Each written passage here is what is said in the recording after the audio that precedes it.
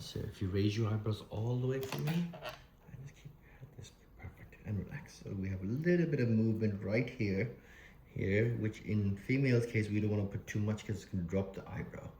But in males, it doesn't matter if the eyebrows are a bit more, as we call it, masculine, heavier. So it's better than the Spock look. Yeah.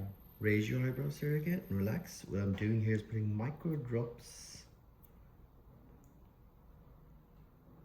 Good. Raise and hold. Good. And maybe a tiny right here. Once again, micro drops towards me. Good. Perfect. Raise your eyebrows and hold.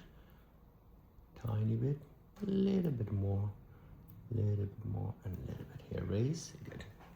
And let's have a look at the frown area. And relax. Frown. And relax.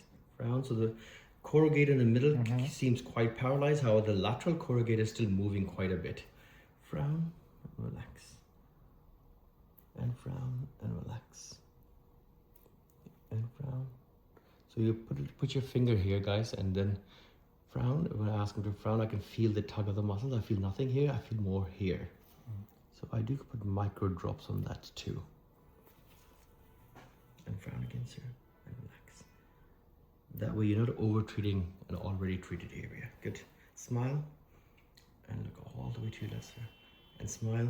Big issue always. Botox relaxes this. If you have static lines, these accentuate. What do? We relax a bit of the zygoma muscle. Towards me. And smile. And relax. So the zygomatic is mostly in concern here with some fibers of the orbicularis. Ideally, at some point, we're going to fill these up also so that we don't have to put too much Botox there.